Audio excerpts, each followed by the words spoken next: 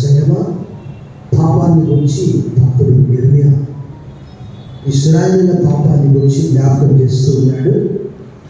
వాక్య రూపంలో విలాప వాక్యంలో 4వ అధ్యాయము 1వ వచనంలో ఇలా రాయబడింది. బంగారం ఎట్లు మందగిల్లది, మేలిమి బంగారం ఎట్లు మార్చబడినది, ప్రతి వీధి మొగలు ప్రతిష్ఠితమైన రాళ్ళు పారవేయబడి ఉన్నది. మేలిమి బంగారంతో పోల్చదగిన సీయోను ప్రియకుమారుడు ఎట్లు కుమ్మరి చేసిన మట్టి కుండలుగా ఎంచబడుచున్నారు. బంగారం మట్టి కుండ ఎలా ఉందండి? అలా మారిపోతుందా? అంత లేదా మనుషులది ఏమంటారు? బంగారం లాంటి మనిషి అండి. తప్పు చేసినప్పుడు మళ్ళీ మట్టి లాంటి మనిషి అంటే అంటారు ఏమన్నా? కానీ వారి పాపం ఎలాంటిదో చూడండి.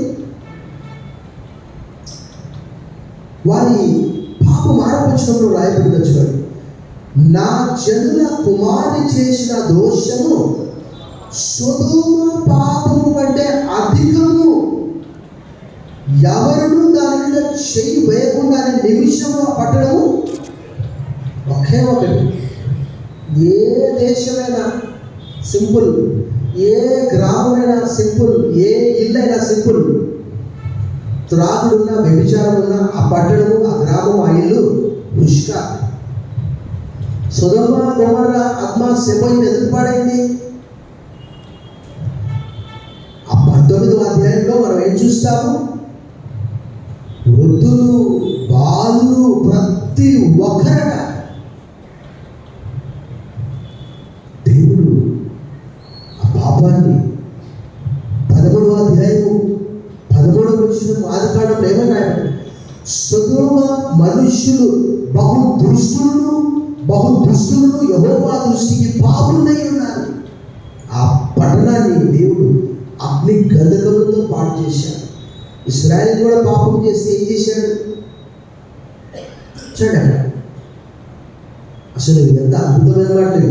దాని ఘనులు హిమము కన్నా శుద్ధమైన వారు, వారు పాల కంటే తెల్లని వారు, వారి శరీరములు పగడముల కంటే ఎర్రనివి, వారి దేహకాంతి నీలం వంటిది. అలాంటి వారట, అట్టి వారి ఆకారము బొగ్గు కంటే బంగారం మట్టి కూడా అయిపోయా. పాల తెల్ల ఉన్న వాళ్ళు ఏమైపోయారట? బొగ్గు కంటే నల్ల ఇంకేదా ఉండదండి?